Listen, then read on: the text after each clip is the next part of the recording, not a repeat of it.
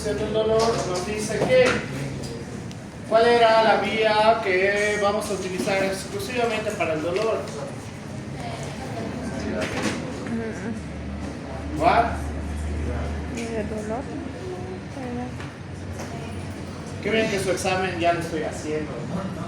La vía anterolateral, pues, es la vía que vamos a utilizar exclusivamente para el dolor, mientras que la vía dorsal-lemniscomedial va a ser para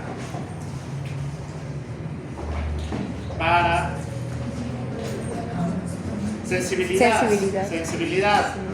Entonces, ¿qué nos dice la literatura del Guyton? Que la vía anterolateral vamos a tener dos fibras como tal, unas que van a corresponder a las fibras para el dolor crónico y otras que van a corresponder a las fibras para el dolor rápido o agudo, en la cual las fibras para el dolor lento crónico van a ser las fibras tipo C, mientras que las fibras para el dolor rápido van a ser las fibras A gamma, ¿ya? Entonces, estas van a ser importantes dentro de las láminas, principalmente en la lámina marginal y con la sustancia gelatinosa. ¿Por qué? Porque a partir de esta, la transmisión que vamos a tener va a hacer que el estímulo vaya mucho más rápido o podemos tener procesos de inhibición como tal, ¿ya?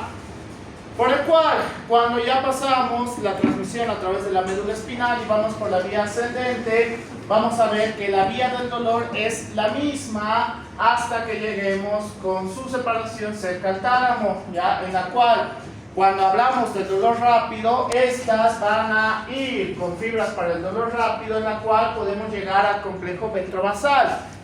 ¿Por qué es importante llegar al complejo ventrovasal?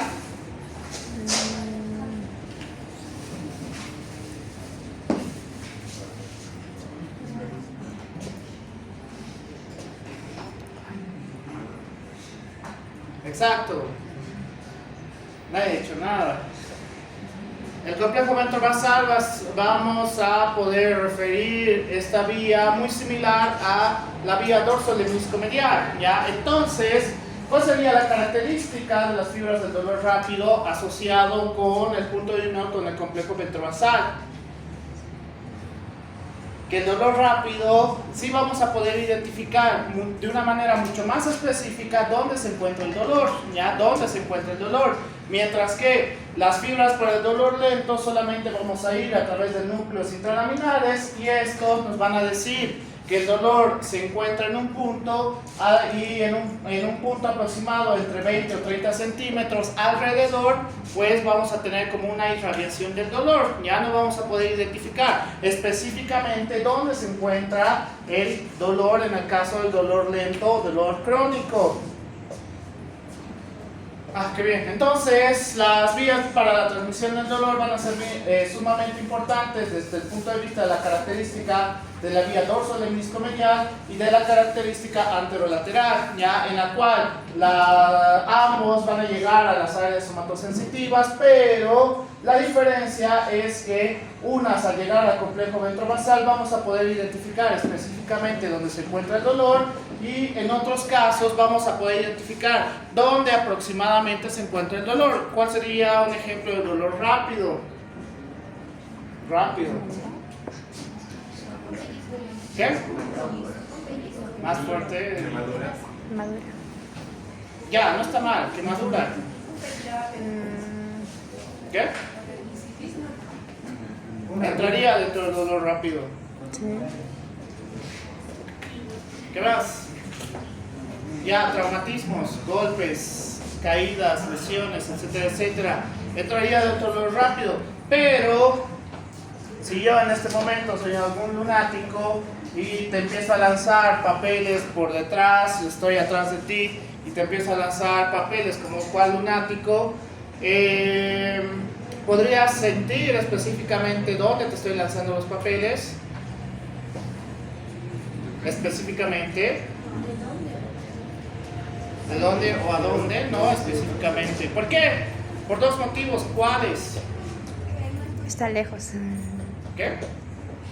Está lejos. No, ese no es el motivo. Ahorita les voy a explicar por qué. Uno, el estímulo no es lo suficiente para identificar específicamente dónde está. Dos, el peso, pues si te empiezan a lanzar bolas de papel, tampoco vas a poder identificar específicamente dónde está, ¿ya? Por el cual, la parte del estímulo, a pesar de que vayamos por la vía dorsolemniscomedial, también es un factor importante, muy diferente a que si yo realmente soy un lunático y le lanzo mi celular por detrás a la cabeza de mi compañero, pues ahí va a poder identificar dónde lo he lanzado. Y de dónde depende de qué tan fuerte le lance, pero voy a poder identificar que el objeto es pesado y específicamente dónde me ha lanzado, ¿ya? Entonces, muy diferente a la vía anterolateral, que en esta solamente vamos a poder hacer una interpretación del dolor específicamente en un punto y alrededor sobre 30 centímetros, ¿ya? Por el cual tenemos que tener mucho cuidado cuando hablemos del dolor rápido y del dolor lento. Entonces, los neurotransmisores van a ser una de las partes esenciales. ¿Por qué? Para la parte del dolor. ¿Por qué? ¿Cuáles eran los neurotransmisores del dolor? Bradicinina 1, bien. ¿Y? Sustancia P. Entonces, cuando vamos a tener un estímulo a partir de cualquiera de estos dos, cuando vamos a hacer la sinapsis química, en las bolsas presinápticas, vamos a ver que cuando hay un acúmulo de bradicinina, entonces ante un estímulo, este va a empezar a liberar a través de los canales de calcio, va a empezar a liberar las bolsas sinápticas. ¿Para qué? Para que vayan a la parte postsináptica y entonces tengamos la transmisión. Pero ¿cuál es el detalle? A mayor estímulo, mayor cantidad de salida de neurotransmisores. Entonces, ¿por qué les dolería más y más? Porque el estímulo es tan intenso que hay mayor salida para la quinasis química y para la sinapsis química, y entonces esto va a hacer mayor transmisión de las vías del dolor, ¿ya? En el caso del dolor lento, ¿cuál es un neurotransmisor?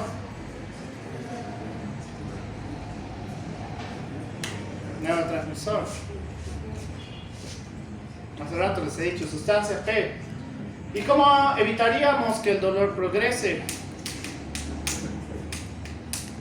Ya no me estímulo. No. Que no te lastime, pues claro, no vas a tener dolor, pero desde el punto de vista de la sinapsis química. Inhibición, dopamina.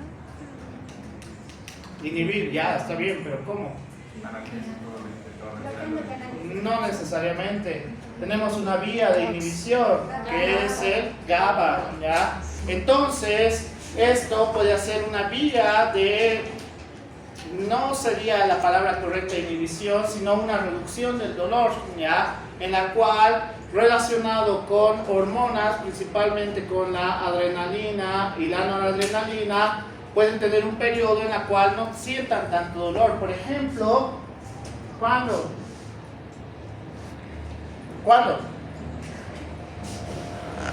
¿Cuándo tendría secreción de adrenalina y noradrenalina? ¿Te están robando? ¿Qué significa cuando te están robando?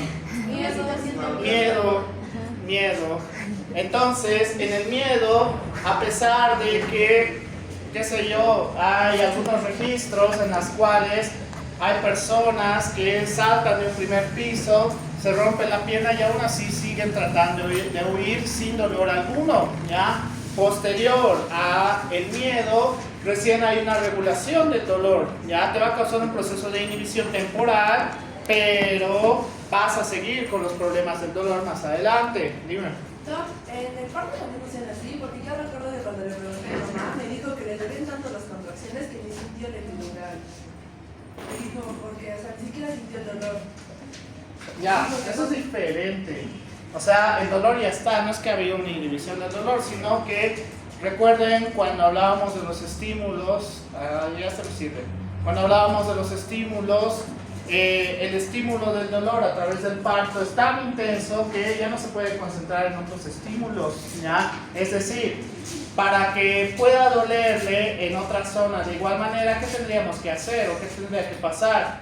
El dolor tiene que ser igual, el estímulo tiene que ser igual. Y una epidural te aseguro que no le va a doler como en el caso del parto, ¿ya? En el proceso del parto.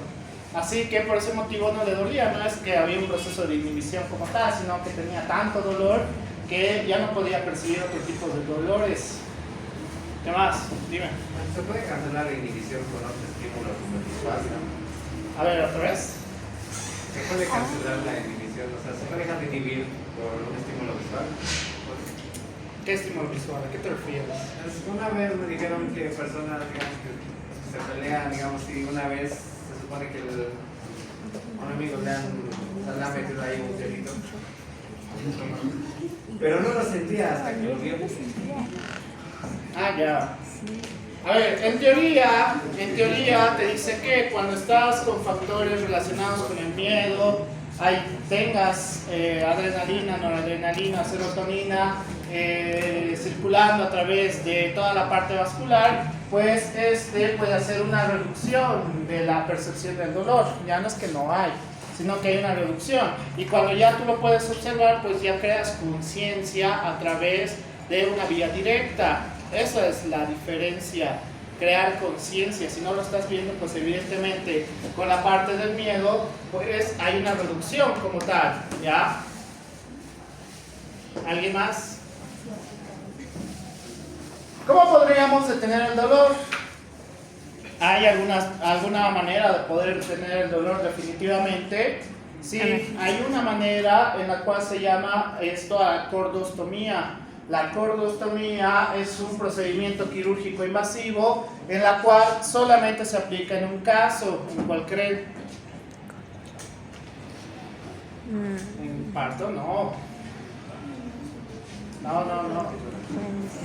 El dolor es necesario en el parto, no puede inhibir el dolor. Si no hay dolor, no hay secreción de hormonas, eso ya les enseñado. No, tampoco. Fibromialgia. No. En pacientes con cáncer en fase de metástasis que tienen dolor perpetuo, pues vamos a hacer una destrucción de la vía anterolateral. Si hacemos una destrucción de la vía anterolateral, ¿qué va a pasar? Ya no hay la transmisión del dolor, no existe. Entonces ya no tienen la percepción del dolor como tal. No se puede aplicar en los otros casos. ¿Por qué? Porque es peligroso este acto quirúrgico, es peligroso porque si se equivoca un milímetro puede causar otro tipo de lesiones a través de las diferentes vías ascendentes, ¿ya? Por eso se aplica solamente en personas con cáncer en fase de metástasis. ¿Por qué? Porque ya son condenados en vida, entonces no queda de otra que darles una vida un poquito más plena, ¿ya? Sí, los sistemas de supresión del dolor. Vamos a tener diferentes sistemas de supresión del dolor.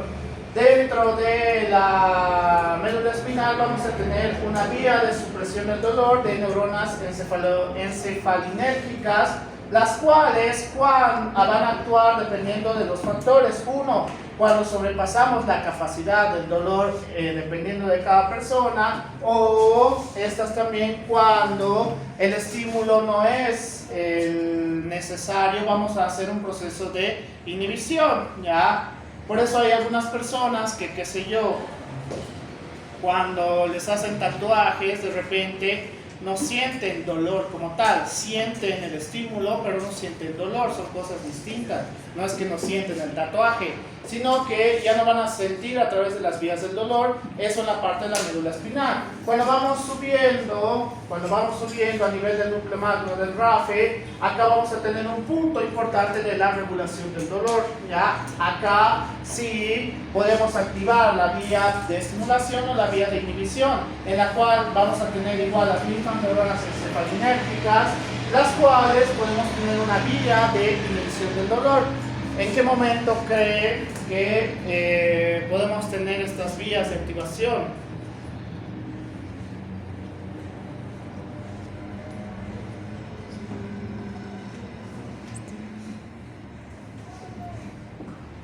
qué momento? ¿Cuándo les dolía tanto y de repente ya no? ¿Qué? ¿Comer? ¿Te duele comer?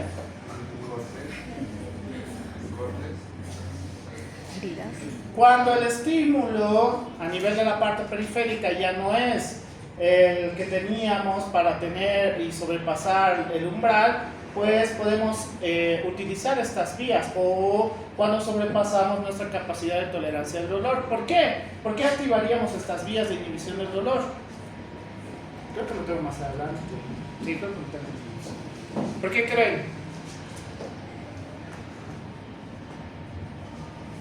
¿Por qué creen?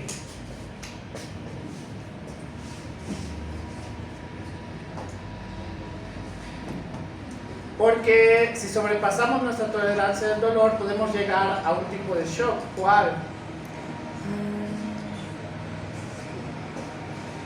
Shock neurogénico. El shock neurogénico también se puede dar cuando el dolor sobrepasa nuestra capacidad de tolerancia al dolor. Por eso es variante, qué sé yo. Si ahorita empiezo a lanzarles esto a la cara, habrá algunos que les duela más y habrá algunos que les duela menos. Todos van a sentir dolor, por supuesto. Por ese motivo, cuando hablamos del dolor, tenemos que tener mucho cuidado. Mucho cuidado. No les he hecho esto a los otros. Qué mal. Por eso las nuevas guías de evaluación prequirúrgica te dice que ya no es necesario que los pacientes estén con su dolor abdominal hasta que descubras con su semiología qué puede pasar o qué no, ¿ya? Sino que haces las maniobras semiológicas y entonces, determinando pues qué esté pasando, tienes que colocarles analgésicos. ¿Por qué? Porque se ha visto que el dolor puede empeorar la situación, ¿ya? Puede empeorar la situación.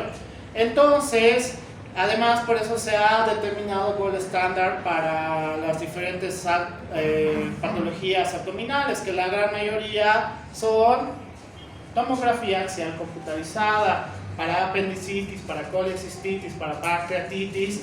¿Por qué no ecografía? Todos usan ecografía.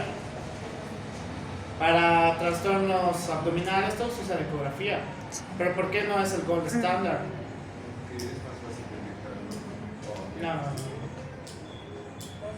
Técnicamente la ecografía es más fácil y es mucho más barato. Una ecografía te costará, digamos, 300 bolivianos, una tomografía te va a costar 700, el doble. Sí.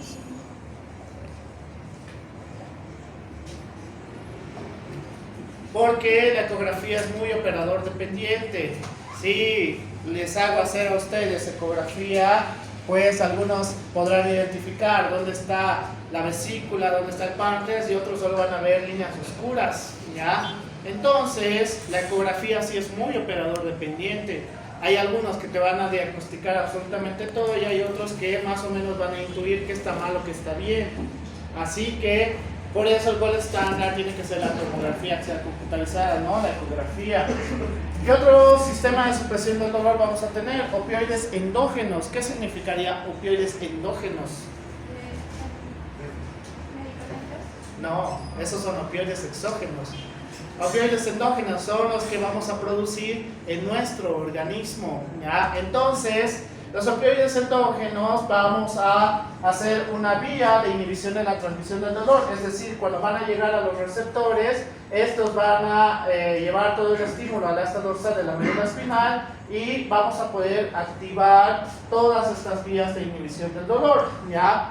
Por el cual no es muy diferente cuando hablamos de los opioides exógenos, por eso son tan adictivos los opioides y se ha determinado casi en la gran mayoría de países que los opioides no tienen que ser de venta libre, por si acaso.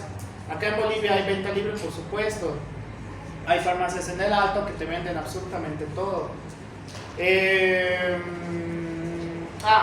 Relacionado con esto, que les ha llamado un poquito más la atención, ¿qué receptores relacionados con opioides exógenos, no es un opioide exógeno per se, pero tenemos receptores específicos para reducir el dolor en caso lo consuman?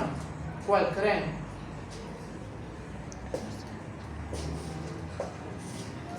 El uso de cannabis medicinal, porque tenemos receptores cannabinoides, actúa muy similar, está bien, la cual no causa una inhibición, sino que la cannabis va a incrementar el umbral, ¿ya? Es decir, ¿sí recuerdan a qué me refiero con el umbral, no? Sí. A ver, ¿a qué?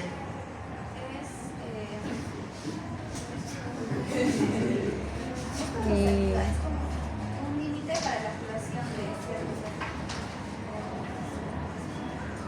Un potencial de acción. Un potencial de acción. Un potencial de acción. En el caso del umbral vamos a referirnos a qué? Que supongamos que acá es 20 milivoltios, acá es 40, acá es 60, etcétera, etcétera, y este es un umbral, ¿ya? Es decir, cuando sobrepasamos esto podemos crear un potencial de acción. Y en los opioides la característica es que cuando vamos a hacer un proceso de inhibición ya ni siquiera sobrepasamos el cero, ¿ya? Ni siquiera sobrepasamos el cero, hacemos un proceso de inhibición total. Pero en el caso de los cannabinoides, en vez de estar en 20 milivoltios, pues lo incrementa a 40 milivoltios, ¿ya? Es decir, va a ser mucho más complejo que tengan dolor con el consumo de cannabis medicinal, no cannabis recreativa, por si acaso. ¿Por qué? ¿Cuáles son uno de los mitos por el cual consumen cannabis? Y que todo el tiempo me dicen. ¿Cuáles son uno de los mitos más comunes y su justificación de los pachecos para usar el cannabis recreativo? ¿Qué? Saludar. No, otro. Bien. Van a tener un incremento de la sinapsis. ¿Eso es verdad, sí o no? Es una verdad a medias, eso es lo que no te dicen. Cuando tú tienes un consumo de cannabis en la cual sea aproximadamente un uso de una vez cada 6 meses,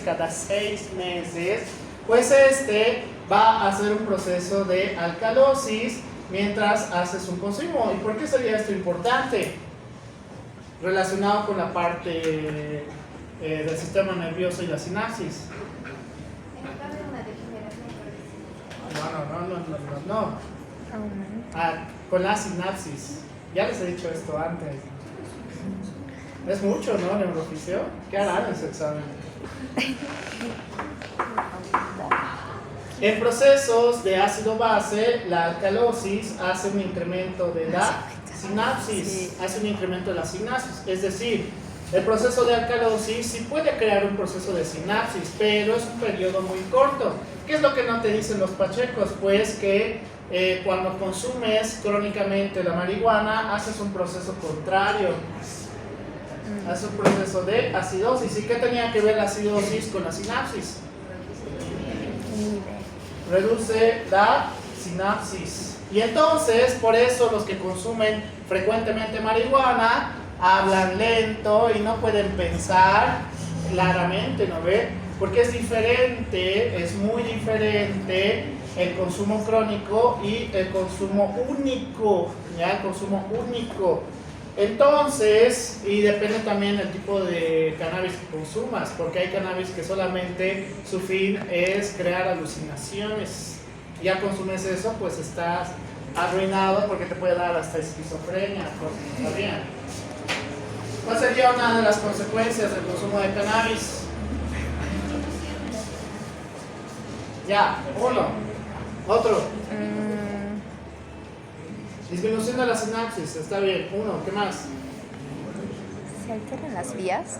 ¿Qué? ¿Las vías se pueden alterar? ¿Qué vías? No sé, la motor. No.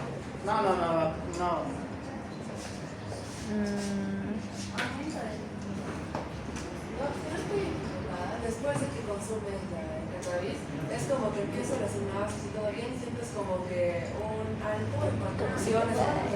Demasiado exceso de sinapsis, epilepsia. Pero después te da un bajón horrible. No, o sea. La epilepsia, doctor. El doctor beneficia de la. Este pasado me dijo que luego les da un bajón horrible y por eso generalmente los pacientes tienden a dormir más o a comer más. Ya, la regulación que va a tratar de hacer en nuestro organismo, como es un tipo de droga que causa una depresión, pues cuando tratemos de volver a la normalidad, hacemos una sinapsis agresiva y posterior a eso el organismo tiene que hacer un descanso, por eso tienen sueño, empiezan a tener un agotamiento, letargo, etcétera, etcétera. Pero una de las consecuencias que les puede pasar, sobre todo en los varones, es alteración de la testosterona, por si acaso, ¿ya? Es decir, los varones que consuman frecuentemente marihuana, pues tienen una disminución de la testosterona, por el cual ya saben todas las funciones de la testosterona que se va a alterar en los varones. Por eso los varones no deberían consumir frecuentemente marihuana, ¿ya? Porque hormonalmente hablando va a causar alteraciones severas a la larga. Qué bien, dime. Desde el momento de, o sea, Silencio. cuando hay sinapsis, cuando consumen la marihuana, también utilizarían todas las reservas. O sea, por eso es que hay un bajón y tienen luego, o sea, es una de que tienen hambre por eso, mucho sueño, porque tienen que recuperar la energía o el ATP que han utilizado. No está mal la lógica. Cuando tienen un consumo exagerado pueden llegar a un proceso de ATP anaerobio. Ahí ya es cuando les da su mal viaje a los pachecos. Ahí empieza a haber una sinapsis agresiva y empieza a crear alucinaciones auditivas y alucinaciones visuales. Y pues los puede llevar a trastornos psiquiátricos como esquizofrenia, trastornos depresivos, trastornos ansiosos, etcétera, etcétera. Lo que te venden los amantes de la marihuana, que te ayuda absolutamente para todo, eso no es cierto, por si acaso. Y lo que te venden los que están en contra de la marihuana, que te vas a volver el diablo y no sé qué otras cosas más, tampoco es cierto, ¿ya? O sea, no hay un punto en el cual te diga la marihuana es 100% dañino o la marihuana es 100% positivo, sino que va a tener sus pros y sus contras dependiendo pues del consumo que tengas. En el caso del consumo medicinal para el dolor es efectivo, ya sí es efectivo.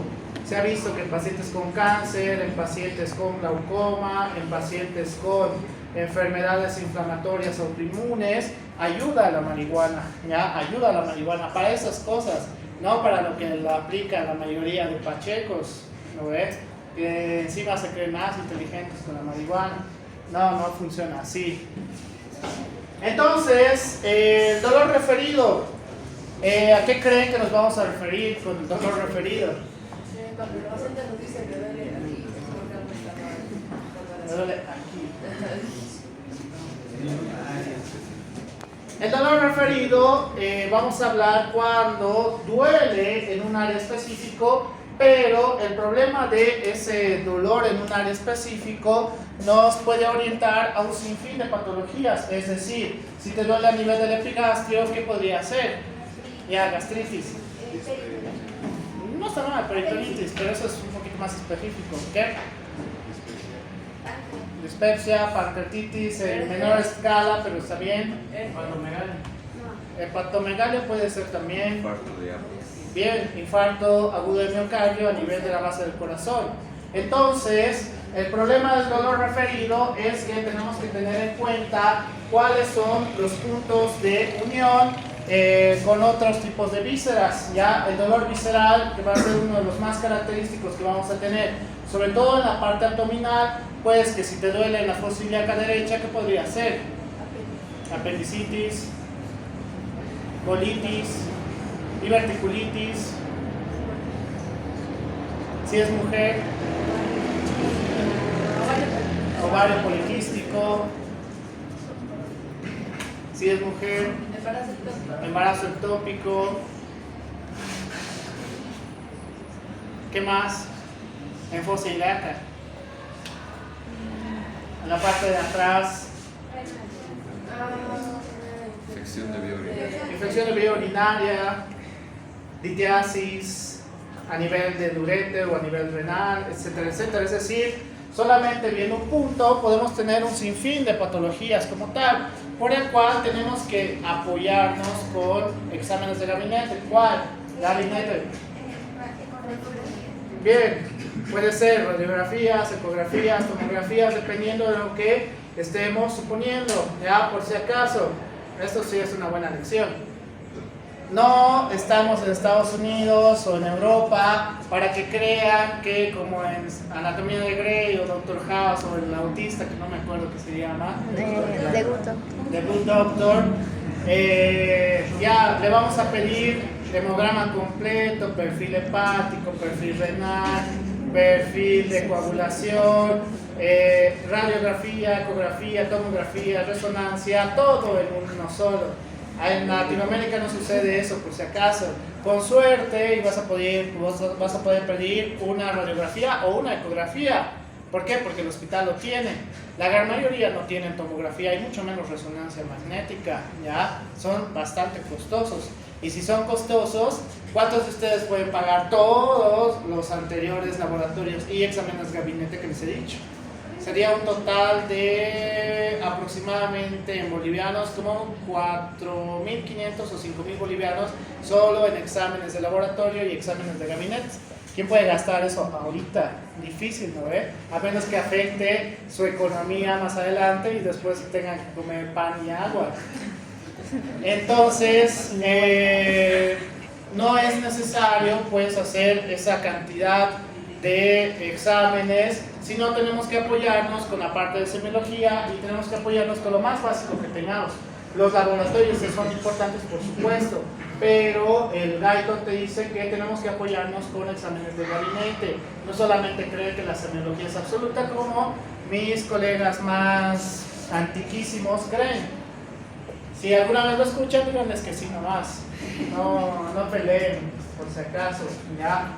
Entonces, dentro del dolor referido, vamos a ver que vamos a tener dos tipos de fibras, unas fibras nerviosas cutáneas y unas fibras nerviosas viscerales, ¿ya? En la cual ambos pueden estimular al otro, es decir, un traumatismo a nivel abdominal podría estimular dolor hacia una parte visceral, sí. Entonces, también un traumatismo interno podría estimular para que en lugares específicos tengamos dolor en fibras nerviosas cutáneas, por eso el punto de unión.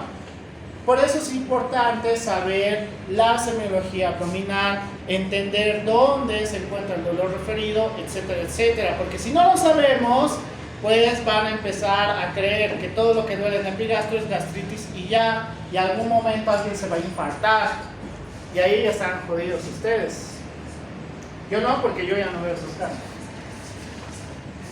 El dolor visceral, no se olviden, el dolor visceral, pues no solamente estamos hablando de la parte intestinal, sino estamos hablando de todos los órganos viscerales, el corazón, pulmones, gastrointestinal, páncreas, riñón, todos, absolutamente todos. ¿Qué nos puede ayudar para poder identificar el dolor visceral? Los dermatomas. Los dermatomas nos pueden dar un punto de aproximación de qué específicamente podría estar causando el dolor, ¿ya? Además que cuando el estímulo sobrepasa la cantidad del dolor como tal, este puede migrar hacia el lado más proximal. Por ejemplo, en la parte cardíaca, ¿ya? Cuando hay un infarto agudo de miocardio, que es lo que les duele aparte del dolor precordial. Exacto, todo lo que está hacia el lado izquierdo, ¿ya? Como una migración del dolor. Entonces, los dolores migratorios también son importantes. Vean los puntos de conexión de la parte del estómago con el esófago, del esófago con el corazón, de la parte hepática y la vesícula biliar con la parte del estómago, con la parte del píloro, con todo lo que vamos a encontrar a nivel del mesogastrio, etcétera, etcétera. Es decir, el dolor referido, sobre todo cuando hablamos del dolor visceral, es sumamente importante y tenemos que saber todo lo que puede englobar ese tipo de dolor, ¿ya? ¿Por qué? Porque ningún paciente va a decir y va a llegar, doctora, creo que me duele el páncreas, ¿no ve? Ni siquiera saben dónde está el páncreas, la mayoría piensan que están hacia el lado hepático. Entonces, en ese caso, ustedes tienen que tener la capacidad de poder determinar qué tipo de dolor aproximadamente sea, ¿ya? No hagan lo que algunos colegas hacen. Pucha, no sé qué será. Voy a pedirle rastreo abdominal, voy a pedirle un sinfín de laboratorios, etcétera, etcétera. Lo cual no sería necesario si supiéramos específicamente cómo funciona el dolor visceral, el dolor referido y el dolor migratorio. Qué bien. En el caso del dolor visceral, que va a ser uno de los más frecuentes que vamos a encontrar, vamos a hablar de la apendicitis. Si no me equivoco, en Latinoamérica, uno de los actos quirúrgicos más frecuentes que se tiene es la apendicitis. Es decir, todos los que quieran ser cirujanos en esta sala, les aseguro que van a operar un montón de apendicitis. ¿Ya? ¿Por qué? Porque es dentro de lo más común. Pero ¿qué es lo interesante de la apendicitis? Que vamos a tener diferentes fases, en la cual tenemos la fase congestiva o catarral, que está dentro de las 4 a 6 horas, la fase supurada o flemonosa dentro de las 6 horas, la fase gangrenada o necrótica dentro de las 12 horas, y la última fase, que es la perforada. Esto es importante, ¿por qué? Porque en la primera fase vamos a encontrar un dolor visceral generalizado acompañado de náuseas y vómitos, en la cual inicia el dolor en este punto y se va a irradiar hasta inclusive epigastrio, ¿ya? Eso nos indicaría de en qué fase aproximadamente se encuentra el trastorno de la apendicitis. Cuando ya tenemos una fase supurada, pues el dolor es específico, es totalmente específico. Va a doler en fosa ilíaca derecha, fosa ilíaca derecha. Cuando ya pasamos a una fase necrótica, aparte del dolor localizado, vamos a tener fiebre, y esto es lo más peligroso. Cuando tenemos una fase perforada, ya no le duele nada. ¿Por qué? Ya está el Porque toda la parte inflamatoria pues va a empezar a migrar hacia el peritoneo. Al principio vamos a tener un alivio de todos los síntomas, pero posterior a una hora de esto va a empezar con peritonitis. Y es sumamente peligroso llegar a una fase de peritonitis. ¿Por qué? Porque significa que alguien tuvo la culpa, o el paciente o el cirujano, por si acaso, ¿ya? Porque si tiene una clara sintomatología de apendicitis y le das omeprazol, alguien te va a demandar por hacer sonceras, ¿ya? Así que igual con lo mismo con los pacientes. Dice, ay, ¿qué será? Me duele aquí abajo, me voy a tomar un omeprazol, debe ser mi gastritis. Y pasa las 12 horas y llega de emergencia al hospital y fallece, porque pasa. Pueden fallecer por apendicitis, sobre todo complicado con peritonitis. Entonces tienen que tener ustedes la capacidad de poder identificar los dolores viscerales. ¿Por qué? Porque sí son peligrosos, por si acaso. Qué bien. ¿Cuánto me queda? Voy a avanzar el miércoles. Me queda una vez. Entremos a lo más difícil.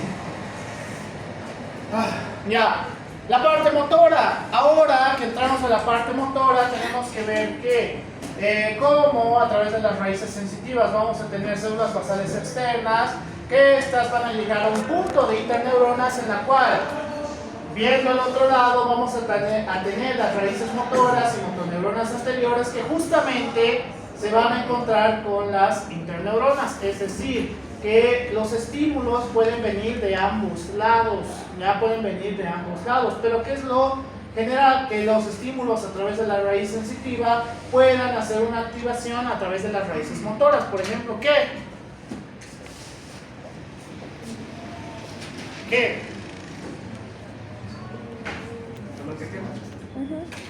Bien, los estímulos dolorosos.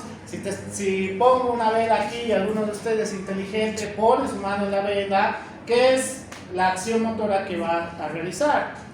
Bien, retirar su mano de la vela, a menos que tengan alguna lesión cerebral, pues lo van a mantener, ¿ya?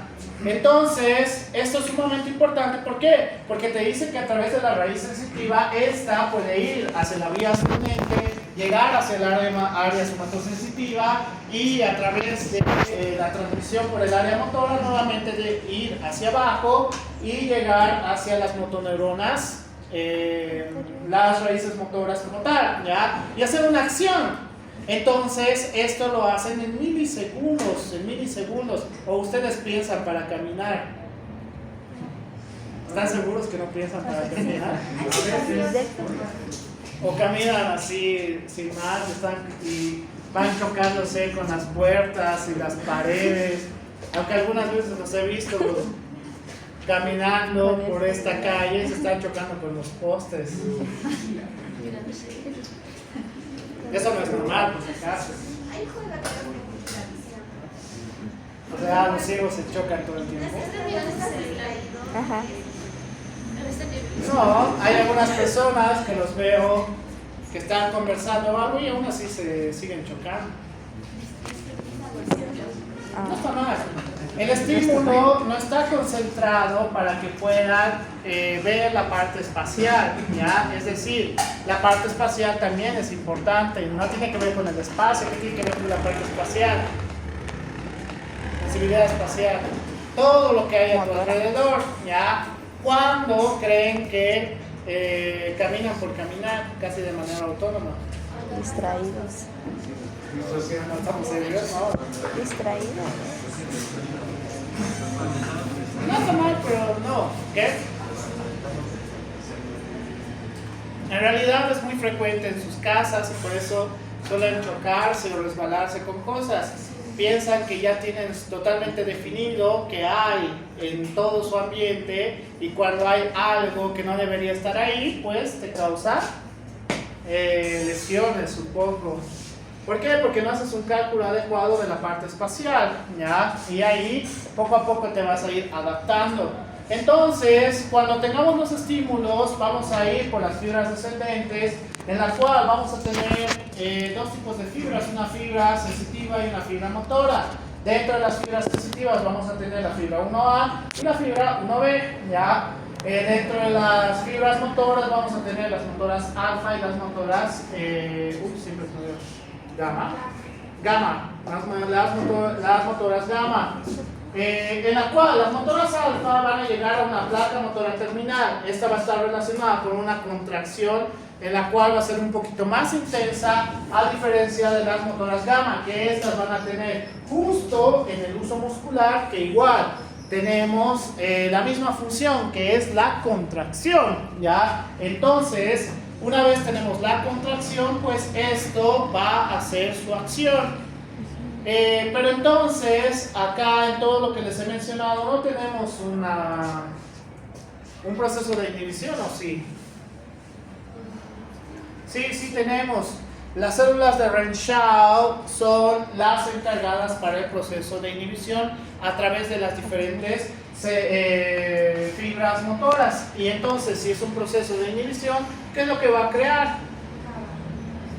No, relajación muscular, ¿ya? Relajación muscular. Es decir, las células de Renshaw, al ser las únicas de inhibición, van a ser las encargadas para la relajación muscular. Entonces, ya sabemos cómo funciona la parte de la contracción muscular y cómo funciona la parte de relajación muscular.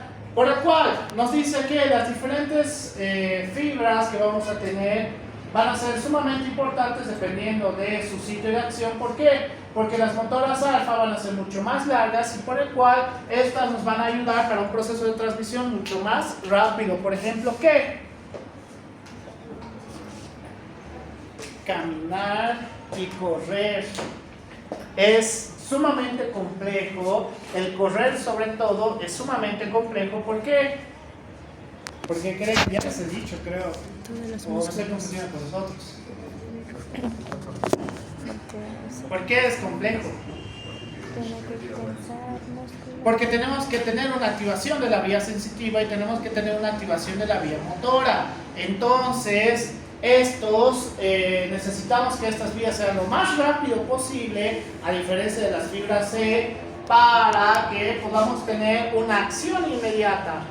Por ejemplo, creo que está más adelante, sí, pero ahorita les voy a decir. Entonces, en caso de las fibras gamma, pues estas van a ser para contracciones mucho más intensas, pero mucho más específicas relacionadas con la fuerza muscular, ya con la fuerza muscular.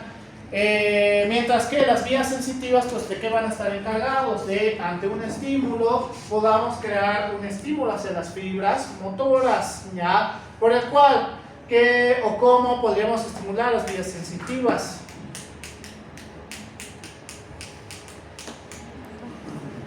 Solo me acuerdo de un ejemplo. ¿Temperatura? No.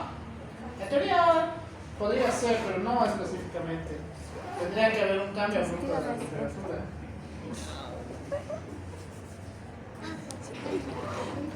Por ejemplo, una parte sensitiva es determinar el peso, ¿ya? Hay cosas que van a ser mucho más pesadas y que también tienen que ver con un estímulo a partir de la vista, porque si yo le pido a cualquiera de ustedes, sea varón o mujer, que hace sus sillas dinámicas, van a necesitar mucha o poca fuerza. Sus sillas son pesadas. ¿Alguna vez han intentado alzarse? Estas sillas son pesadas. Son pesadas las sillas.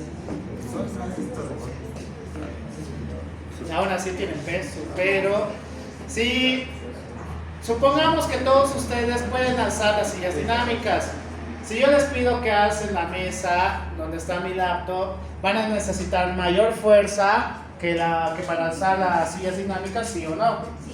Sí, entonces, ¿qué tendría que hacer la parte del músculo, del uso muscular? Mayor contracción, ya, mayor contracción muscular, porque a mayor fuerza, mayor contracción, ya, por ese motivo, para tener un crecimiento del músculo, ¿qué hacemos? Mayor peso. No, Más peso.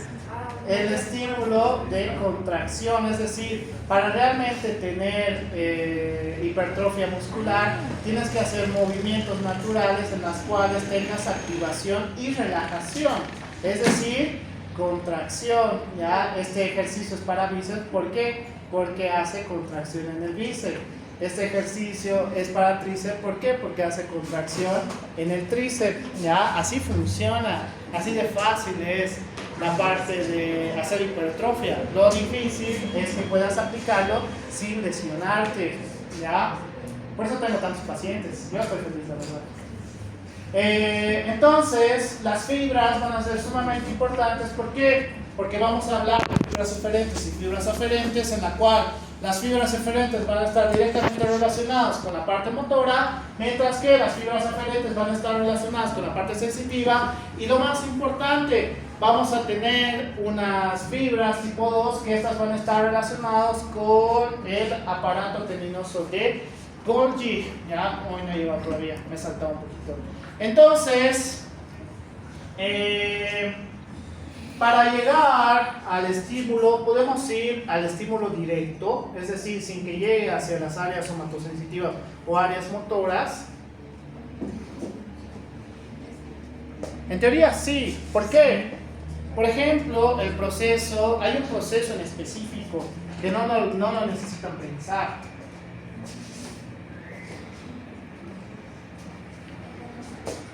Caminar. No. Para caminar, algunos necesitan pensar. Algunos necesitan pensar. Dormir, no. Eso es una acción de inhibición. Respirar. No. Igual puedes cambiar tu respiración con el pensamiento. A ver, respira más rápido. ¿Puedes? Entonces, puedes, pero esto no lo puedes hacer de manera consciente, hacer una contracción del músculo. ¿Puedes? No, igual puedes. Puedes, sosteniendo la respiración. ¿Nunca han visto cómo practican los cantantes de ópera? De ahí se ven cómo trabaja en el diafragma.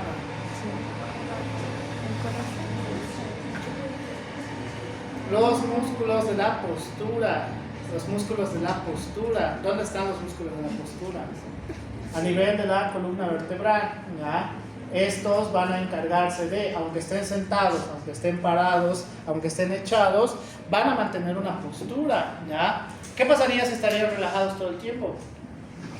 Exacto, caminarían así, o si están echados van a estar desparramados sin tener la capacidad de ver hacia el data, ¿ya? Entonces los músculos de la postura, estos no necesitan llegar a las áreas somatosensitivas, sino tienen un estímulo directo para la contracción, ¿ya? ¿Cuándo? ¿Cuándo y en qué momento sí se pueden relajar? Bien, ahí sí, cuando duermen, ahí sí se relajan. Por eso es importante dormir, por si acaso, si no todo el tiempo les duele la espalda, ¿no ven? ¿Por qué? Porque tienen contracción continua de estos músculos. ¿Por qué? Porque lo necesitan. Entonces, la parte de la postura también, los músculos de la postura son importantes relacionados con esto. Entonces, hablando de las fibras motoras en los extremos musculares y en el uso muscular, tanto la vía sensitiva, pues son sumamente importantes para tener el reflejo miotático. ¿Qué sería un reflejo miotático o cómo podríamos comprobar un reflejo miotático? Ahorita les digo. El reflejo miotático pues va a ser la capacidad de contracción y la mantención de contracción en y tener una acción, ¿ya? ¿Qué pasaría si tenemos una denervación en un sitio específico del músculo? Vean que ante un estímulo tenemos la contracción y mantener la contracción para hacer una acción, mientras que cuando tenemos la denervación en un músculo, va a empezar a tener estímulos intermitentes. ¿Pero qué significaría esto? Contracción, relajación, contracción, relajación, contracción, relajación, contracción, relajación. Alteraciones musculares. Esto puede pasar en algunos de ustedes. Sí, sí puede. ¿Cómo? Como cuando levantas hasta fuerza y empiezas Cuando tienes lesiones musculares, se ha visto que entre las lesiones sean más frecuentes, puede pasar mucho más rápido este fenómeno, ¿ya? Es decir, el estímulo cada vez va a reducirse y la mantención de la contracción cada vez se va a reducir. ¿Por qué? Porque las fibras ya han sufrido una ruptura. Entonces, tal cual te dice el Guyton, hay que tener mucho cuidado con las lesiones articulares y las lesiones musculares. ¿Por qué? Porque estas sí pueden reducir su fuerza por si acaso.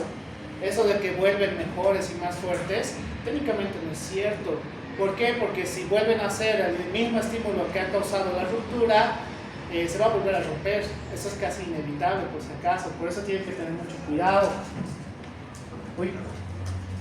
Entonces, la manera en la cual podemos demostrar cómo funciona el reflejo miotático es justamente con los reflejos, ¿ya?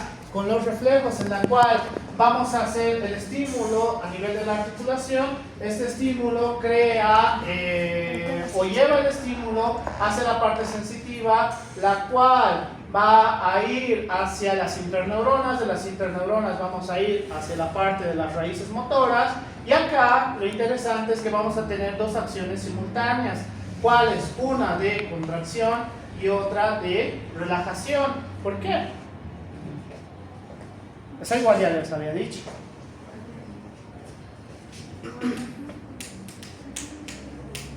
Porque si fuera como en las caricaturas o en los animes, que cuando hacen contracción absoluta de todos sus músculos, puede causar rupturas, ¿ya? Lo normal es que tengamos contracción, por ejemplo, de los cuádriceps cuando tenemos el reflejo miotático, y relajación de los isquiotibiales, ¿ya? O cuando alguno de ustedes pues quiere sorprender a la chica que les gusta, porque es más frecuente en los varones, y quiere mostrar sus bíceps, entonces hacen una contracción del bíceps, ¿no ve? Pero a la par de la contracción del bíceps hay una relajación del tríceps. Entonces lo que sería normal es que tengamos una contracción del bíceps y una contracción del tríceps, ¿ya? Por ese motivo, si tenemos una contracción simultánea, puede causar rupturas. Tenemos que tener mucho cuidado. ¿Y en qué momento podríamos tener una contracción simultánea? Creo que está más adelante, pero me estoy adelantando un poco. Lo vamos a ver un poquito más adelante. Entonces, para eso les he enseñado los reflejos, porque tiene que ver 100% con neurofisiología. Tiene que ver con neurofisiología. Acá, si tengo una alteración y no tengo el reflejo como tal, ¿qué significaría? Una alteración en la bio. ¿Qué conexión?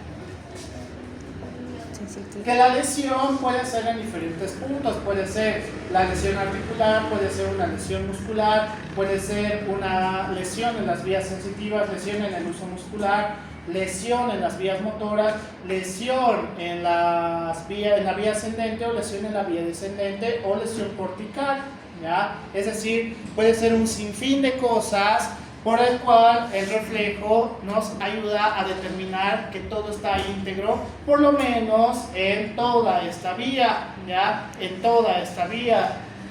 Entonces, si en el reflejo rotuliano tenemos el estímulo y vemos cómo va a tratar de mantener una contracción ligera, ¿para qué? Para hacer este movimiento, ¿ya? Pero si tuviéramos un estímulo continuo, por ejemplo a nivel del plomo del pie, ¿cuál creen que sería el estímulo que estamos haciendo? Caminar. Pisar, no caminar, pisar, ¿ya? Ya con la caminata o correr, pues haces una contracción y relajación, contracción y relajación. Por eso cuando se mantienen en pie, y supongo que así los castigaban en el colegio, pues mantenían de pie en un lugar, les empezaba a causar dolor, ¿ya? ¿Por qué? Porque como no hay un proceso de relajación, esto hace una contracción continua en músculos específicos y por eso les empieza a causar dolor, ¿ya? Por ese motivo, pues los estímulos que tengamos a través de toda la neurofisiología es importante como tal. ¡Qué bien! Entonces, ¿cómo evitamos que causemos una ruptura del músculo?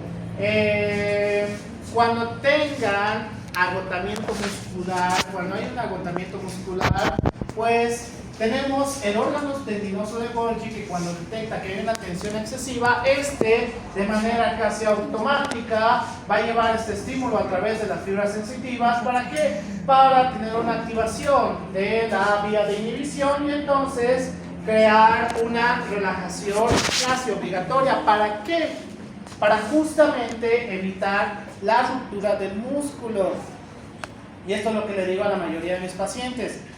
Cuando empieces a sentir dolor en un ejercicio, sea cual sea el ejercicio que estás sintiendo, tienes que tomarte una pausa, porque significa que estás empezando a llegar a no el fallo muscular, eso suena mal. ¿Ya es falla? Agotamiento muscular, ¿ya? ¿Y qué es lo que a mí me molesta, pero me da mucho trabajo, de los coaches del gimnasio? Ya no pueden más las pobres, sobre todo lo veo con mujeres, ya no pueden más las pobres mujeres, ¿verdad? Exacto, les dicen, no, tienes que seguir, y ellos empiezan a empujar y que no sé qué, y crea frecuentemente lesiones, ¿ya? Y nunca más vuelven a ir al gimnasio. ¿Por qué? Porque no funciona así, la fisiología no funciona así. A mí me da excelente trabajo, la verdad. Espero lo sigan haciendo a pesar de mis recomendaciones, pero a mis pacientes yo les digo, si tienes ya una fatiga muscular, no tienes que continuar con ese ejercicio. ¿Por qué? Porque fácilmente vas a llegar a una ruptura muscular, no de las miofibras o miofibrillas que ellos dicen que así funciona.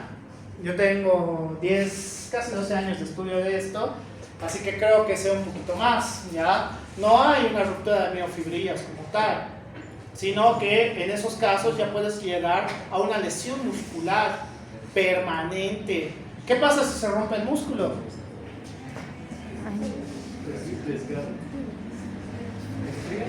¿Pero qué hacemos si se rompe el músculo?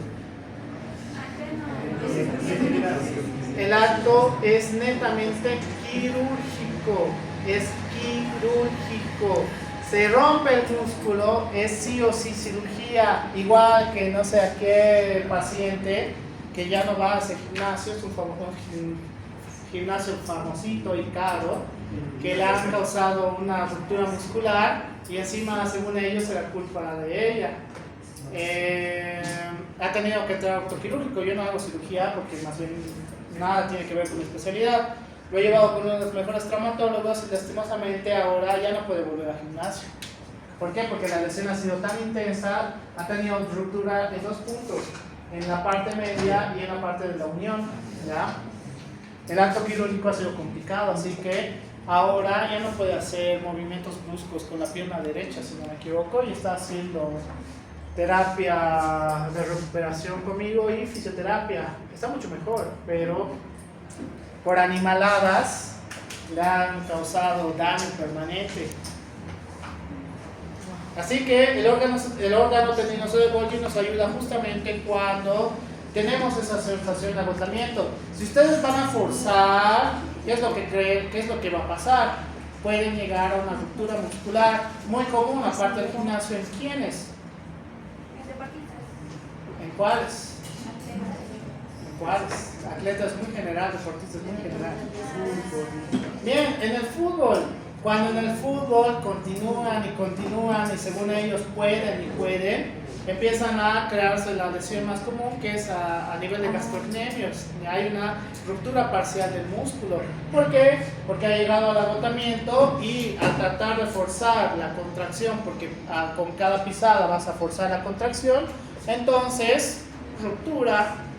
Y en vez de que le hagan caso a los doctores y al DT de que tiene que salir porque está agotado, pues tiene lesiones más y más frecuentemente.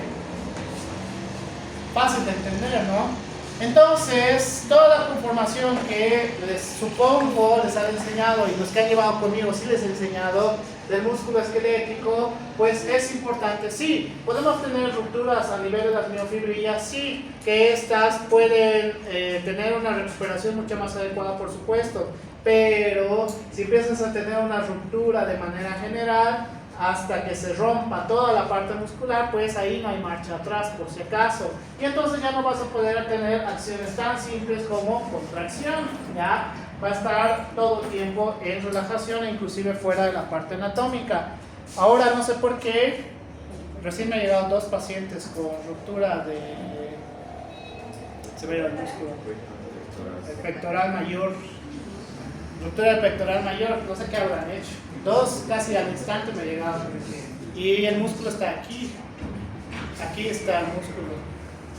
Aquí está. Tendría que estar su punto de unión o su anastomosis. Pero por la ruptura ha creado que empiece y se toca el músculo acá. Así que creo que los opera la próxima semana los 2 pobres diablos. Que ellos han admitido que era su culpa, por si acaso. Por mi culpa se me ha roto el pectoral. Bien por ellos, por lo menos admiten su error. Inhibición recíproca. La inhibición recíproca pues va a hacer que tengamos tanto el estímulo para la contracción y que también tengamos el estímulo para la inhibición, es decir, contracción y relajación. Entonces, ¿qué tenemos que entender frente a estos casos? Que diferentes movimientos articulares van a crear este fenómeno, ¿ya? Cuando pisan, cuando levantan el pie, cuando hacen extensión, cuando hacen flexión, cuando hacen movimientos circulares, etcétera, etcétera, pues vamos a tener diferentes acciones. Lo que no es normal es que tengamos una contracción simultánea, ¿ya? Ahí hay que tener mucho cuidado porque podemos llegar a una ruptura. Que, por ejemplo, en las contracciones de flexión vamos a ver que el estímulo es continuo, es totalmente continuo y a la misma intensidad hasta que llegamos a un proceso de postdescarga. Mientras que la contracción extensora vamos a ver que el estímulo es como un potencial de acción. Va a ir disminuyendo mediante el músculo se vaya agotando, ¿ya? Por eso las diferentes acciones son importantes. Y entonces, cuando tenemos la inhibición recíproca, vamos a ver que tenemos ambos estímulos. Contracción, relajación, contracción, relajación, etcétera, etcétera, ¿ya? Por eso tenemos que entender cómo funcionan los movimientos en extensión y cómo funcionan los movimientos en flexión. Por eso hay movimientos que les duelen más que otros. A ver, flexión en el bíceps más de 1 minuto. Más de 1 minuto. Va a empezar en un punto a causarles dolor. ¿Por qué? Porque la contracción va a llegar a un punto de descarga. Y ahí tiene que hacer una relajación forzada. Ya una relajación forzada. ¿Por qué? Porque así funciona nuestro organismo. Entonces, inclusive el libro del Guyton te dice que el proceso de rascarse es sumamente complejo, en la cual, ¿cuál sería el primer estímulo para rascarse? Ya, la picazón o el escorzón en un sitio específico en la cual a través de las terminaciones nerviosas de la piel tengamos el estímulo a través de la vía sensorial, en la cual justo en la médula espinal tengamos la raíz sensitiva, las interneuronas, y estas pasen a través de las neuronas motoras, a través de las raíces motoras, y finalmente lleguemos a la parte del uso muscular. ¿Para qué? Rascarse, ¿cómo es el movimiento rascar? No me digan así. Según el Guyton te dice que tienen que ser movimientos laterales o movimientos de arriba hacia abajo. Hacer esto para rascarse técnicamente es erróneo. Eso te dice el Guyton. Tiene que ser movimientos laterales o movimientos de arriba hacia abajo. ¿Ya? ¿Qué es lo que hacen? Cuando hacen esto, pues técnicamente lo están haciendo mal para rascarse.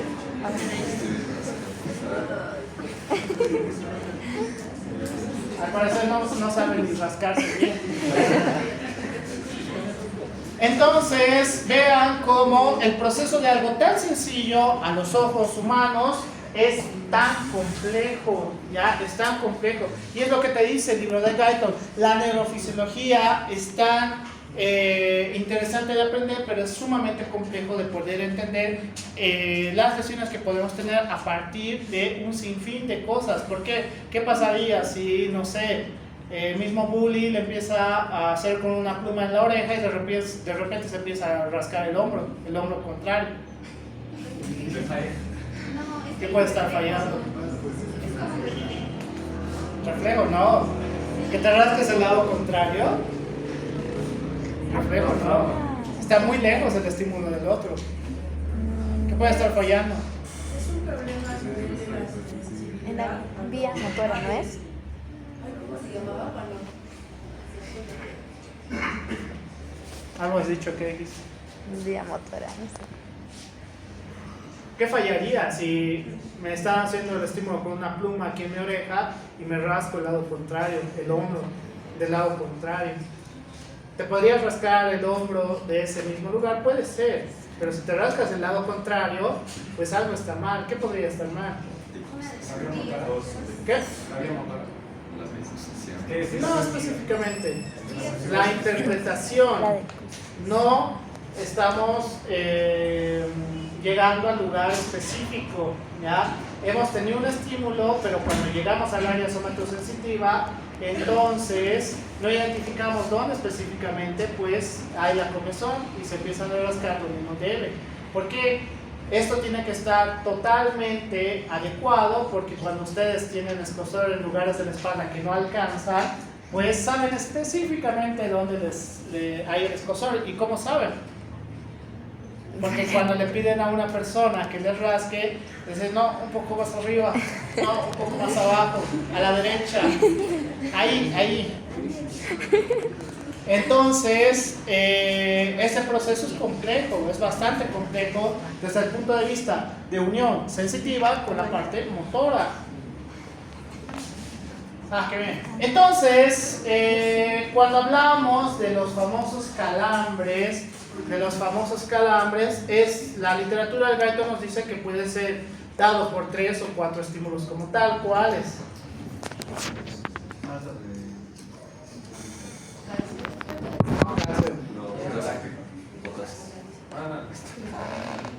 A ver, ¿cómo tomas ácido láctico? Bien, hipopotasemia. la hipopotasemia. Porque ¿qué es lo común cuando han entrenado cualquier deporte y les da calambre? ¿Qué les dicen? Falta platazo, come plátano, exacto. Come plátano. Entonces, ¿está relacionado esto sí o no? Sí. La hipopotasemia va a hacer que el ingreso de los canales de sodio sea mucho más rápido y entonces vamos a tener el potencial de acción mucho más continuo. ¿Cuál sería otro factor? Estar quietos. No está mal. El Guyton te dice movimientos inadecuados en un músculo no preparado puede llevarte un calambre. Por ejemplo, ¿cuándo? Cuando practicas un deporte sin estirar. Bien. En el deporte sí tendrías que hacer calentamiento. ¿Por qué? Porque si haces un estímulo agresivo puede llevarte a un potencial de calambre. Eso sí es verdad. Y en el mismo Guyton te refiere, tienes que tener mucho cuidado porque te puede llevar a un calambre. ¿Ya? ¿Cuál sería otro estímulo? Si la hipocalemia es uno, la hipernatremia podría ser otro. No específicamente porque esto te va a llevar a otros procesos antes del calambre. Te puede llevar, sí, pero antes te va a causar otras cosas. ¿Qué más? ¿Qué cosas les causan calambres?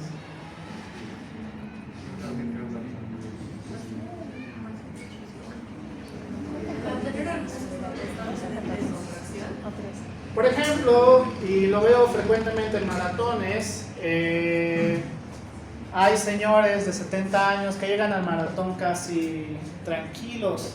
¿Por qué? Porque les gusta hacer eso, ¿ya? Pero, y lo que a mí me da mucha gracia es cuando veo a jóvenes de 20 o menor edad, de 20 años o menos, ¿qué hacen? ¿Qué es lo primero que hacen en el maratón?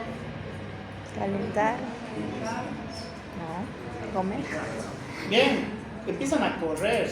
El maratón no se trata de correr, por si acaso, se trata de mantener un ritmo, ¿ya? Un ritmo de velocidad.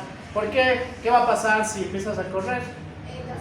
Vas a agotar mucho más rápido el músculo y como todavía tienes que seguir caminando, ¿qué va a pasar? El estímulo va a ser constante hasta que en un punto te cause un potencial de calambre, te va a dar un calambre y va a forzar una relajación absoluta. Por eso ya no puedes pisar, ¿no ve? Porque ya no hay un potencial en ese músculo, por el cual una sobreexigencia también te puede causar calambres en cualquiera de los deportes. En el maratón yo lo veo más seguido, pero en todos los deportes te puede pasar. Le pasa a los futbolistas, le pasa a los de básquetbol, a los de vóley, inclusive, y eso me da mucha risa, inclusive a los jugadores profesionales de eSports.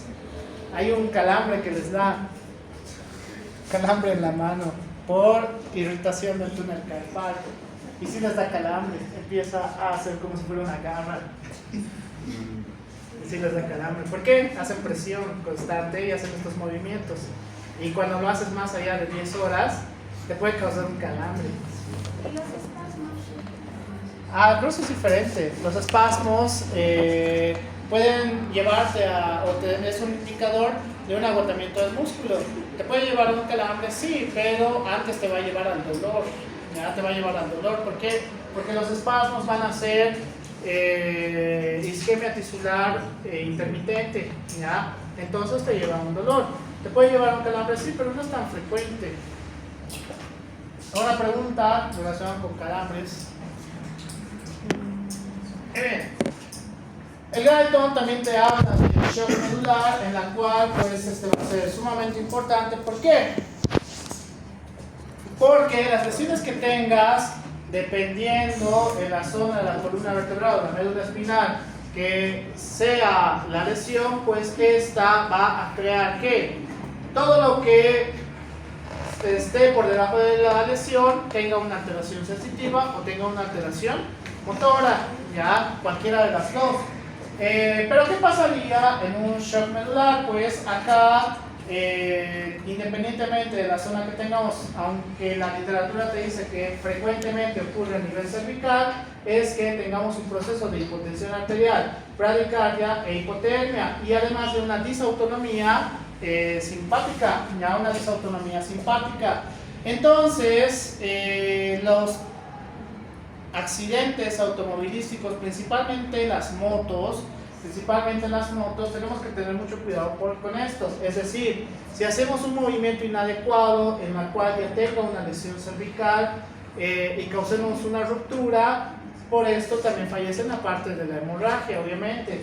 Podemos causar un shock neurogénico en la cual tenemos hipotensión arterial, radical hipotermia. Con la hipotensión arterial, pues ya tenemos una vía o la definición del shock que es... ¿Han llevado shock en IPS? Sí. ¿Cuál es la definición del shock?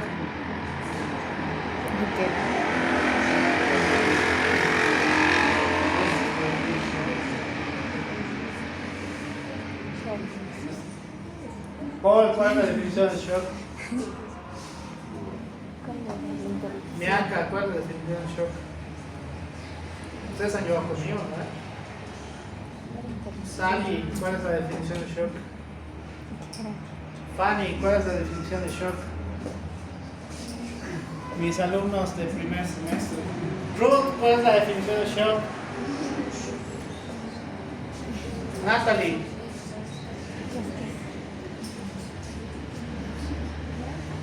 Los demás, ¿cuál es la definición de shock? Se supone que llevar IPS. Es la, dependiendo de si lees el ATLS o un libro de fisiopatología, pero te dice que es la perfusión tisular inadecuada, ¿ya? Perfusión tisular inadecuada. Entonces, la hipotensión arterial te va a llevar a eso, una perfusión tisular inadecuada. Entonces, como va a haber una disminución de la perfusión tisular, todos los demás órganos van a empezar a tener una disminución de la oxigenación y entonces vamos a sufrir una lesión en diferentes órganos. ¿Qué hace el organismo? Pues los órganos más importantes va a tratar de salvarlos, ¿ya? Pero en caso de shock, esto se vuelve tan intenso que normalmente no puede. El cuerpo ya no puede casi luchar contra el shock por si acaso. Es sumamente agresivo. Entonces tenemos que tener mucho cuidado con el shock medular, ¿ya? El shock medular fácilmente te lleva un shock neurogénico. Entonces, en los accidentes de tránsito tenemos que tener mucho cuidado, por si acaso. Por eso hay una manera en la cual tienen que trasladar a los pacientes con accidentes de tránsito, que supongo lo sabrán. Es mala idea poner eso en su examen, ¿no? No es mala idea, ya que ustedes lo saben todo. Tengo que cambiar las pilas a esto. Entonces, dentro de las características de cómo va a actuar la corteza motora primaria, la corteza premotora y la corteza motora suplementaria,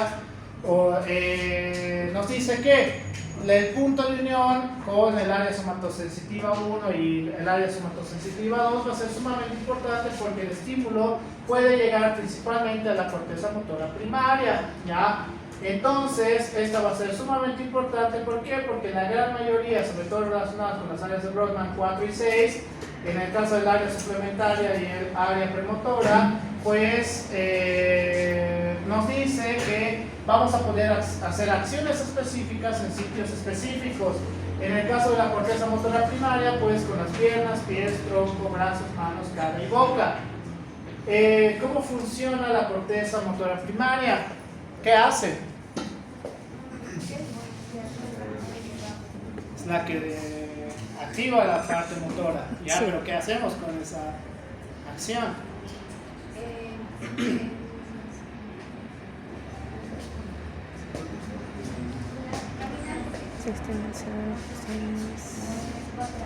Movimientos no complejos. ¿Cuáles serían movimientos no complejos? Caminar, comer. Gesticular, está bien, es un movimiento no complejo. No está mal hacer movimientos anatómicos de la cabeza, movimientos laterales, hacia arriba, hacia abajo, hacia los costados, etcétera, etcétera. ¿Qué más? Con las manos y los pies. Bien, agarrar, soltar, agarrar, soltar. Con los pies. Caminar, No es caminata como tal, es pisar. pisar. pisar, ¿ya? Es pisar y levantar, pisar y levantar. Pueden hacerlo sin la necesidad de hacer una caminata, ¿ya? En el caso de la boca eso es más fácil. Comer. Comer. Técnicamente hablar, no, comer, ¿ya? Porque eso tiene que ver con los músculos de la fonación. Comer, es decir, la corteza motora primaria vamos a hablar de las acciones no complejas como tal, mientras que el área premotora, esta va a ser encargada de ¿qué? ¿Todo qué? Vamos a tener movimientos un poquito más complejos, ¿ya? Asociados también con la corteza motora primaria. Si antes podíamos levantar y pisar, pues es el área premotora nos va a ayudar a caminar, ¿ya? Caminar. Nos puede ayudar a correr también. En el caso de las manos, escribir, porque es más complejo. Si ahorita les pido a todos que empiecen a escribir, la posición que colocan tanto en el bolígrafo como en la muñeca es distinto en todos ustedes, ya ninguno tiene una manera específica, aunque se supone que deberían haberles enseñado una manera específica. Cada uno tiene una manera de escribir, ya. Entonces eso tiene que ver también con el área premotora. El área suplementaria,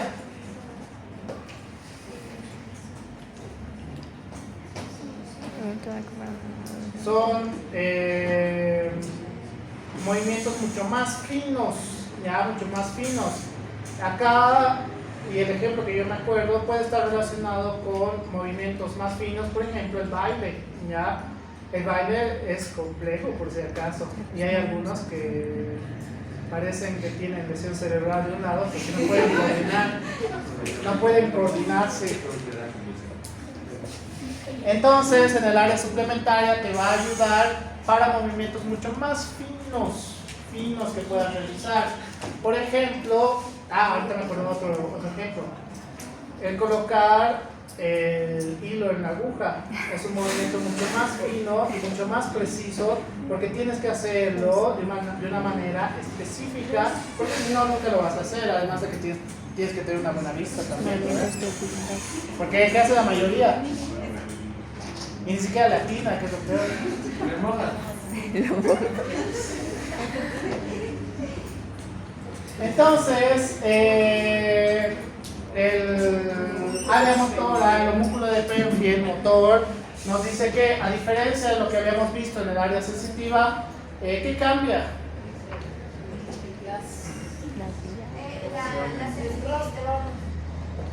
Que en el rostro. Había más sensibilidad. Ya. El cuello.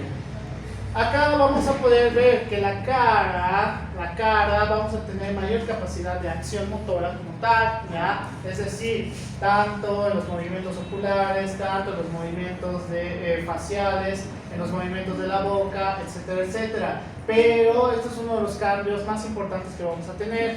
Las manos, hablando del homúnculo de Penfield, son la parte más esencial que vamos a tener, y es lo que a todo el mundo les digo, sobre todo relacionado con el ejercicio. Cuiden mucho sus manos y las muñecas, porque hacen un montón de cosas a través de esto, ¿ya?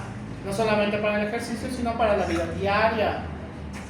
Y lo que alguna vez algún doc me dijo, y que sí es verdad, los pacientes siempre van a estar observando todo, y las manos van a ser una de las cosas principales que van a ver en ustedes. ¿Por qué las manos?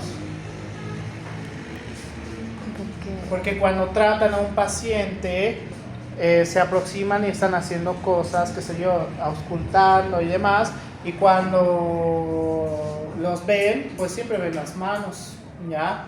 Entonces también, estéticamente hablando, deberían cuidar sus manos por si acaso, porque no se olviden, están en una sociedad que los van a juzgar absolutamente por todo, peor siendo médicos.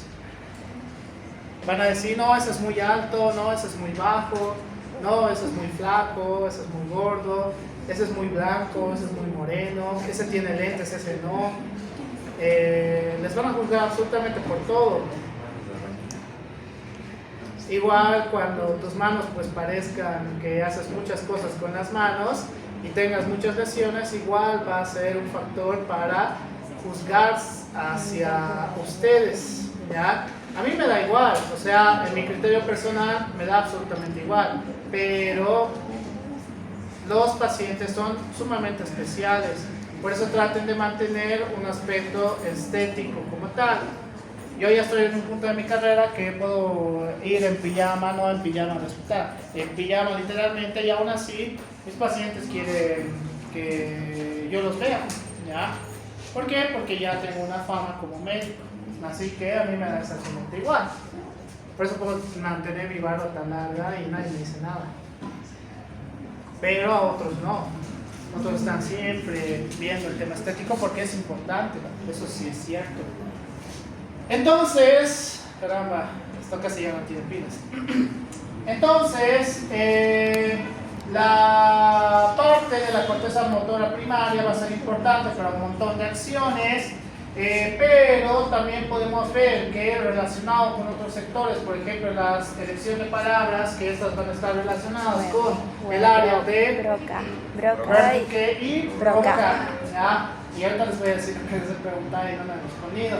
Mientras que en las áreas premotora y suplementaria vamos a ver habilidades manuales, rotación de la cabeza, en movimientos un poquito más complejos, movimientos oculares contralaterales y formación de las palabras, ¿ya? ¿Cómo sé que tenemos una afasia, ya sea por el área de Broca o el área de Wernicke? Es fácil de recordar. Número 1, Wernicke, que no entiende las palabras, ¿ya? Así es la manera más fácil, y hasta ahora me acuerdo y agradezco al doc que nos ha enseñado de esa manera. Una afasia de Wernicke no entiende, no comprende las palabras. Una afasia de Broca no puede hablar, ya no puede hablar. Esa es la diferencia entre ambos, dime. Pero en el Broca sí entiendo. Claro, sí entiende, pero no puede hablar. Por eso son diferentes. Puede tener una afasia en ambas zonas, sí, pero es raro, rarísimo. Solo he encontrado un caso clínico que dice que tiene afasia de Wernicke y afasia de Broca. Pero pues puede pasar, como siempre en medicina. ¿Podría pasar? Sí. Puede ser 1 en 10 millones, pero podría pasar. Pero lo común es que tengan o afasia de Wernicke o afasia de Broca. Entonces, toda la parte motora puede estar relacionado también con la parte de cómo puede en el día a día hacer las acciones diferentes, es decir, tener una mayor capacidad o no, a diferencia de los demás. Y lo que les he hecho a nosotros no les he hecho a ustedes. Cuando tenemos un mejor desarrollo de la parte del área premotora y el área suplementaria, sobre todo relacionado con la parte somatosensitiva que lleva su acción, puede ser la diferencia en que ustedes sean un talento innato o no, ¿ya? ¿A qué me refiero con eso? Hay superestrellas del deporte, por ejemplo, Lionel Messi, Cristiano Ronaldo, Michael Jordan, Michael Phelps, Tiger Woods, Mike Tyson, todos se llaman Mike, no me había dado cuenta.